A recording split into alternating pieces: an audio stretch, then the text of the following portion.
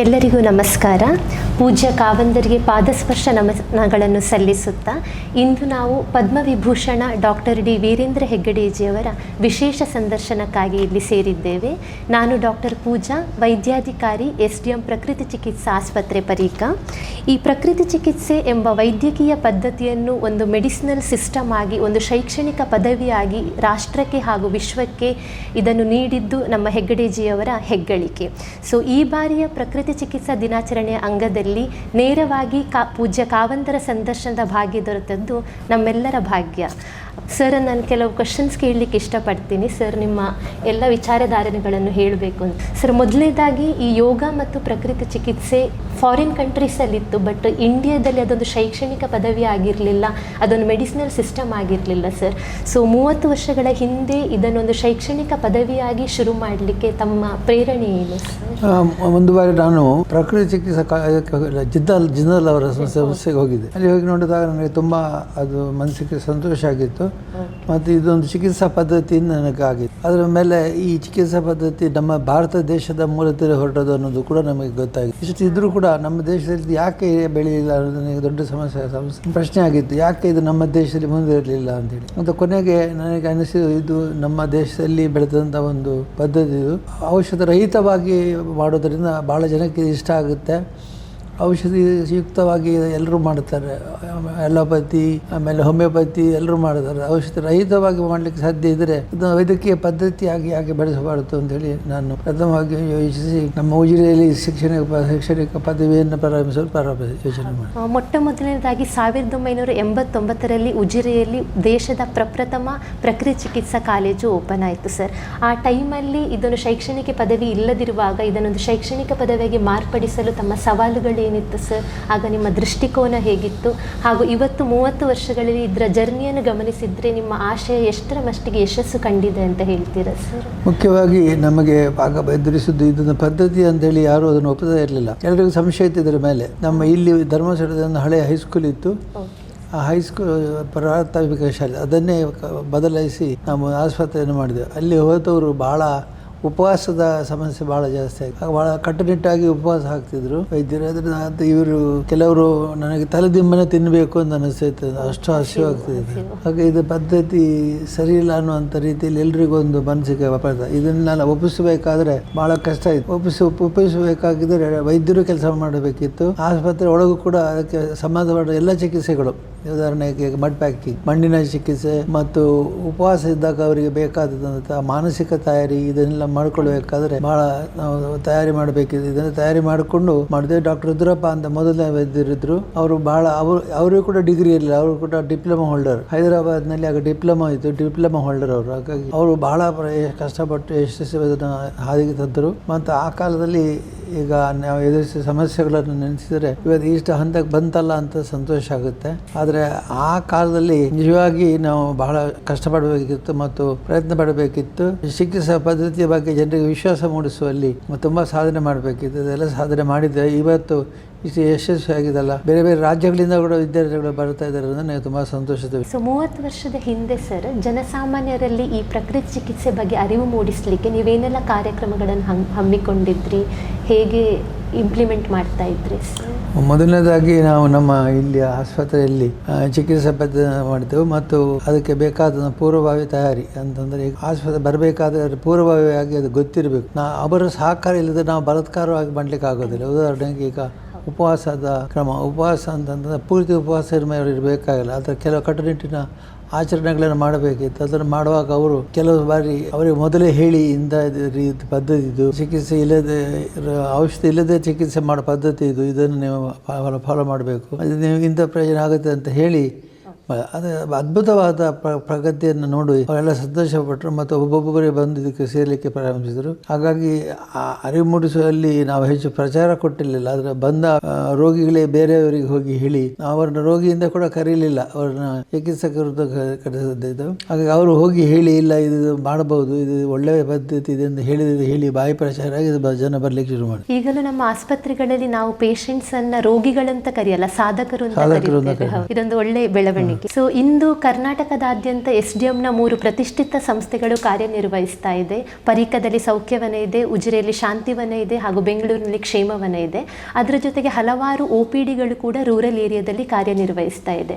So ಇದೆಲ್ಲ ಸೇರಿ sir ಗ್ರಾಮೀಣ ಹಾಗೂ ನಗರ ಭಾಗದ ಜನರಿಗೆ ಆರೋಗ್ಯ ಸೇವೆಯನ್ನು ಹೇಗೆ ನೀಡ್ತಾ ಇದೆ SDM ಸಂಸ್ಥೆಗಳು? ಈ ಸಂಸ್ಥೆಗಳು ತುಂಬ ಒಳ್ಳೆ ಕೆಲಸವನ್ನು ಮಾಡ್ತಾ ಇದ್ದಾರೆ. ನಾನು ವೈದ್ಯರುಗಳನ್ನು ಅಭಿನಂದಿಸ್ತೇನೆ. ಯಾಕೆಂದರೆ ವೈದ್ಯರುಗಳೇ ನಮ್ಮ ಜೀವಾಳ. ಮತ್ತು ಚಿಕಿತ್ಸೆ ಕೊಡುವಂಥ ಈ ಚಿಕಿತ್ಸೆ ತೈಲವನ್ನು ಮಸಾಜ್ ಮಾಡುವಂಥದ್ದು, ಮಣ್ಣಿನ ಪ್ಯಾಕ್ ಮಾಡುವಂಥದ್ದು, ಮತ್ತು ಅವರಿಗೆ ಮಾನಸಿಕ ಸ್ಥೈರ್ಯವನ್ನು ಕೊಡುವಲ್ಲಿ ನಮ್ಮ ಈ ಸಿಬ್ಬಂದಿಯವರು ತುಂಬ ಸೇವೆ ಮಾಡಿದ್ದಾರೆ. ಸಿಬ್ಬಂದಿಯವರನ್ನು ಯಾವತ್ತೂ ಮರೀಲಿಕ್ಕೆ ಸಾಧ್ಯ ಇಲ್ಲ. ಸಿಬ್ಬಂದಿಯವರು ಇಲ್ಲದಿದ್ದರೆ ಅವರು ಬಂದ ರೋಗಿಗಳಿಗೆಲ್ಲ ಇದು ಏನು ಪ್ರಯೋಜನ ಇಲ್ಲ, ಇದರಲ್ಲಿ ಉಪಯುಕ್ತತೆ ಇಲ್ಲ, ಸುಮ್ಮನೆ ಉಪವಾಸ ಆಗ್ತದೆ ನಿಮಗೆ ಅಂತ ಅವರ ಸಲಿಗೆ ಹೇಳಿದರೆ ಈಗ ಇದು ಬೆಳೆದ ಅವರು ಕೂಡ ವಿಶ್ವಾಸ ಕೊಡಲಿಕ್ಕೆ ಪ್ರಾರಂಭಿಸಿದರು. ವೈದ್ಯರು ಕೂಡ ವಿಶ್ವಾಸ ಕೊಡಲಿಕ್ಕೆ ಪ್ರಾರಂಭಿಸಿದರು. ನಮ್ಮ ಕಾಲೇಜಿನಿಂದ ಅಧ್ಯಯನ ಮಾಡಿದ ವಿದ್ಯಾರ್ಥಿಗಳು ಬಹಳ ಒಳ್ಳೆಯ ಕೆಲಸ ಮಾಡಿದರು. ಅವರು ಎಲ್ಲರಿಗೆ ಆತ್ಮವಿಶ್ವಾಸವನ್ನು ತುಂಬಿದರು. ಅದರಿಂದ ಈ 3 ಆಸ್ಪತ್ರೆಗಳು ಯಶಸ್ವಿಗೊಂಡಿದೆ. ಸೊ ಈಗ ಇರುವ ಭಾರತದಲ್ಲಿರುವ ಆರೋಗ್ಯ ವ್ಯವಸ್ಥೆಯಲ್ಲಿ ಪ್ರಕೃತಿ ಚಿಕಿತ್ಸೆ ಸ್ಥಾನ ಏನಿದೆ ಸರ್, ಮತ್ತೆ ಮುಂದೆ ಇದನ್ನು ಹೇಗೆ ಬೆಳಿಬೇಕು ಅಂತ ನೀವು ಆಶಿಸ್ತೀರಾ ಸರ್? ಪ್ರಕೃತಿ ಚಿಕಿತ್ಸೆಗೆ ಬೇರೆ ಬೇರೆ ಕಡೆ ಕಾಲೇಜ್ ಆಗಿರುವಂಥದ್ದೇ ಇದರ ಯಶಸ್ಸಿಗೆ ಒಂದು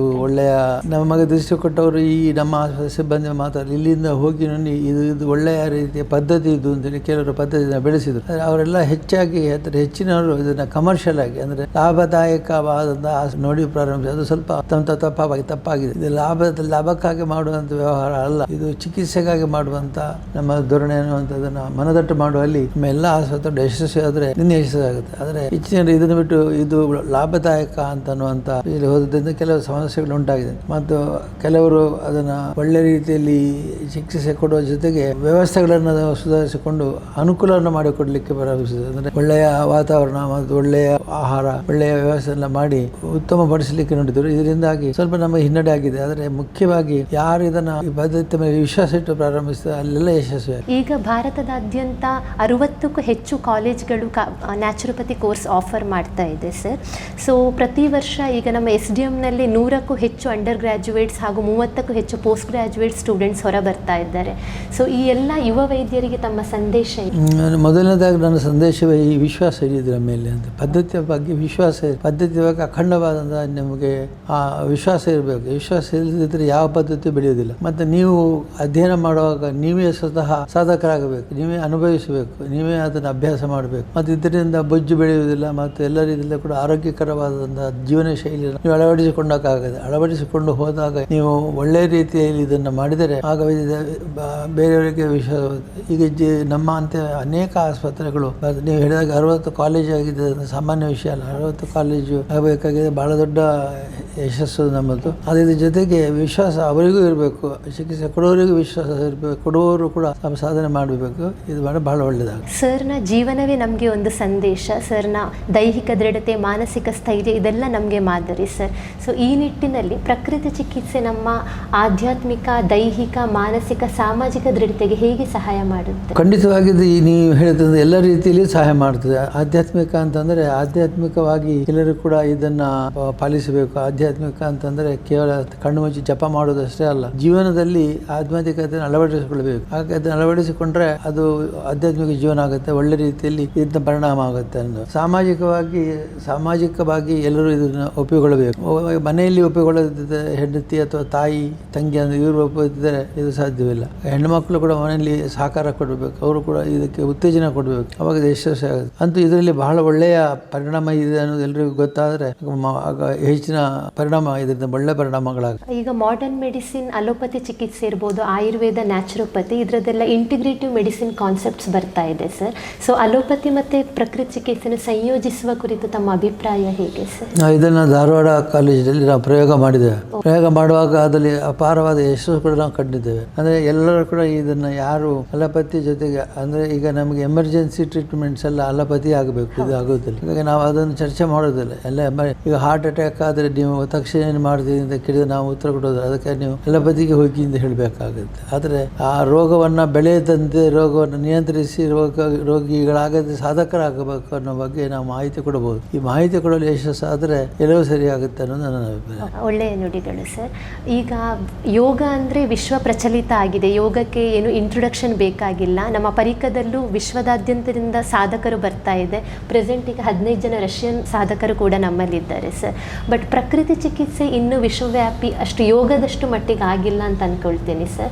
ಸೊ ಇದು ಇನ್ನೂ ವಿಶ್ವವ್ಯಾಪಿ ಆಗಬೇಕಿದ್ರೆ ಏನು ಕ್ರಮ ಕೈಗೊಳ್ಳಬಹುದು ಅಂತ ಹೇಳ್ತೀರಾ ಸರ್? ಯೋಗ ಅನ್ನುವಂಥದ್ದು ನಮ್ಮ ಮಾನ್ಯ ಪ್ರಧಾನಿ ಶ್ರೀ ನರೇಂದ್ರ ಮೋದಿಜಿಯವರ ನೇತೃತ್ವದಲ್ಲಿ ಬಹಳ ಯಶಸ್ಸು ಪಡಿತು. ವಿಶ್ವಾದ್ಯಂತ ಇದಕ್ಕೆ ಪ್ರಚಾರ ದೊರೆಯಿತು ಮತ್ತು ಪರಿಚಯ ಆಯಿತು. ಹಾಗೆ ಇದಕ್ಕೆ ಇನ್ನೂ ಕೆಲವು ಸಾಧಕರು ಇದರ ಬಗ್ಗೆ ಮಾತಾಡಿದರೆ, ಸಾಧಕರು ಇದಕ್ಕೆ ಪ್ರಚಾರ ಕೈಗೊಂಡ್ರೆ, ಸಾಧಕ ತಮಗಾದಂಥ ಪರಿಣಾಮಗಳನ್ನು ಅವರು ಹೇಳಿದರೆ ಖಂಡಿತವಾಗಿಯೂ ಇದರಲ್ಲಿ ಪ್ರಯೋಜನ ಆಗುತ್ತೆ. ಈಗ ನಾನು ಕೂಡ ಇದನ್ನು ಪಾಲಿಸಿ ಮಾತ್ರ ಅಲ್ಲ, ಅನೇಕ ಕಡೆ ನಾನು ಇದನ್ನು ಹೇಳಲಿಕ್ಕೆ ಪ್ರಯತ್ನ ಪಟ್ಟಿರ್ತೇನೆ. ಆದರೆ ಹೇಳಿದರೆ ಅದು ನಮ್ಮ ಉದಾಹರಣೆ ನೋಡಿಕೊಂಡು ಬೇರೆಯವರು ಅದನ್ನು ಅನುಭವಿಸಬೇಕು. ಹಾಗಿದ್ದಾಗ ಮಾತ್ರ ಪ್ರಕೃತಿ ಚಿಕಿತ್ಸೆ ಪ್ರಚಾರ ಆಗ್ತದೆ. ಈ ದಿನಾಚರಣೆಯ ಸಂದರ್ಭದಲ್ಲಿ ಅದು ಬಹಳ ಒಳ್ಳೆಯ ರೀತಿಯಲ್ಲಿ ಪಾಲನೆ ಮಾಡಲಿಕ್ಕೆ ಆಗ್ತದೆ. ಕೊನೆಯದಾಗಿ ಸರ್, ಈಗ 8ನೇ ರಾಷ್ಟ್ರೀಯ ಪ್ರಕೃತಿ ಚಿಕಿತ್ಸಾ ದಿನಾಚರಣೆಯನ್ನು ನಾವು ಒಂದು ಥೀಮ್ ಜೊತೆ ಆಚರಿಸ್ತಾ ಇದ್ದೇವೆ sir, losing weight naturally through naturopathy ಅಂತ ಸರ್. ಈ 8ನೇ ರಾಷ್ಟ್ರೀಯ ಪ್ರಕೃತಿ ಚಿಕಿತ್ಸಾ ದಿನಾಚರಣೆಗೆ ನಿಮ್ಮ ಸಂದೇಶ ಏನು ಸರ್? ಇದು ಖಂಡಿತವಾಗಿಯೂ ರಾಷ್ಟ್ರೀಯ ಪ್ರಕೃತಿ ಚಿಕಿತ್ಸಾ ದಿನ ಅಂತ ಆಚರಣೆ ಮಾಡೋದ್ರಿಂದ ರಾಷ್ಟ್ರೀಯ ಮಟ್ಟದಲ್ಲಿ ಇದು ಎಚ್ಚರಿಕೆಯನ್ನು ಮೂಡಿಸುತ್ತದೆ. ಮತ್ತು ಈಗ ಅನೇಕ ಮಂದಿ ಸಣ್ಣ ವಯಸ್ಸಿನವರು ಹಾರ್ಟ್ ಅಟ್ಯಾಕ್ ಆಗೋದನ್ನು ನಾವು ನೋಡ್ತಾ ಇದ್ದೇವೆ, ಪತ್ರಿಕೆಗಳಲ್ಲಿ ಓದ್ತಾ ಇದ್ದೇವೆ. ಇದ್ದಕ್ಕಿದ್ದ ಕುಸಿತ ಬಿದ್ದು ಸಾಯುವಂಥದ್ದು ಮತ್ತು ಚಿಕಿತ್ಸೆ ಪರಿಣಾಮಕಾರಿಯಾಗಿ ಆಗದೇ ಇರುವುದೆಲ್ಲ ಗಮನ. ಇದಕ್ಕೆಲ್ಲ ಬಹಳ ಮುಖ್ಯ ಕಾರಣ ಅಂತಂದರೆ ಒಂದೇ ದಿವಸಕ್ಕೆ ಒಮ್ಮೆಲೆ ಹೋಗಿ ನಾವು ಪರಿಹರಿಸಲಿಕ್ಕೆ ಆಗೋದಿಲ್ಲ. ಹಾಗಾಗಿ ನಿಧಾನವಾಗಿ ಪರಿಹರಿಸಬೇಕು. ಅದರ ಜೊತೆಗೆ ಇದನ್ನು ಚೆನ್ನಾಗಿ ಅಭ್ಯಾಸ ಮಾಡಿ ಮಾಡಬೇಕು. ಅದಕ್ಕಾಗಿ ಪ್ರಕೃತಿ ಚಿಕಿತ್ಸೆ ದಿನವಹಿ ಆಚರಿಸಿಕೊಂಡು ಹೋದರೆ ಅದು ತುಂಬ ಒಳ್ಳೆ ಪರಿಣಾಮ ಆಗುತ್ತೆ ಮತ್ತು ಒಳ್ಳೆ ರೀತಿಯಲ್ಲಿ ಇದರಿಂದ ಯಶಸ್ಸು ಸಿಗುತ್ತೆ. ಹಾಗಾಗಿ ಇಂಥ ದಿನಾಚರಣೆಯ ಈ ಆಚರಣೆ ಮಾಡಬೇಕು. ಇದು ಎಲ್ಲರಿಗೂ ಒಗ್ಗುವಂಥದ್ದಾಗಬೇಕು. ಇದರಲ್ಲಿ ಉಪವಾಸ ಮಾತ್ರ ಅಲ್ಲ, ಬೇರೆ ಬೇರೆ ರೀತಿ ಚಿಕಿತ್ಸೆಗಳು ಕೂಡ ಇದೆ ಮತ್ತು ಕಾಯಿಲೆ ಒಬ್ಬ ವ್ಯಕ್ತಿಯಿಂದ ವ್ಯಕ್ತಿಗೆ ವ್ಯತ್ಯಾಸಗಳಿದ್ದಾವೆ ಅನ್ನೋದನ್ನು ನಾವು ಮನದಟ್ಟು ಮಾಡಬೇಕು. ವ್ಯಕ್ತಿಯಿಂದ ವ್ಯಕ್ತಿಗೆ ವ್ಯತ್ಯಾಸಗಳಿದ್ದಾವೆ ಅಂತ ಗೊತ್ತಾದರೆ ಚಿಕಿತ್ಸೆಗೆ ಬರ್ತಾರೆ ಅಂತ ನನ್ನ ಅಭಿಪ್ರಾಯ. ತುಂಬ ಒಳ್ಳೆಯ ಸಂದೇಶ ಕೊಟ್ಟಿದ್ದೀರಿ ಸರ್. ಈ ಬಾರಿ ನಮಗೆ ಸಂದರ್ಶನಕ್ಕೆ ಅವಕಾಶ ಕೊಟ್ಟದ್ದಕ್ಕೆ ಕೂಡ ತುಂಬ ಥ್ಯಾಂಕ್ಸ್. ಸೊ ಈ ಸಂದೇಶಕ್ಕಾಗಿ ತುಂಬ ಧನ್ಯವಾದಗಳು ಸರ್. ನಾವೆಲ್ಲ ವೈದ್ಯರು ಸೇರಿ, ಜನರು ಸೇರಿ ಈ ಪ್ರಕೃತಿ ಚಿಕಿತ್ಸೆಯನ್ನು ಇನ್ನಷ್ಟು ಪ್ರಚಲಿತವಾಗಿ ಎಲ್ಲ ಜನರಿಗೆ ತಲುಪುವಲ್ಲಿ ನಮ್ಮ ಕೈಲಾದಷ್ಟು ಸೇವೆ ಮಾಡ್ತೇವೆ ಅಂತ ಹೇಳ್ತಾ ಧನ್ಯವಾದಗಳು ಸರ್. ಬಹಳ ಒಳ್ಳೆಯ ಸೂಚನೆ. Thank you sir.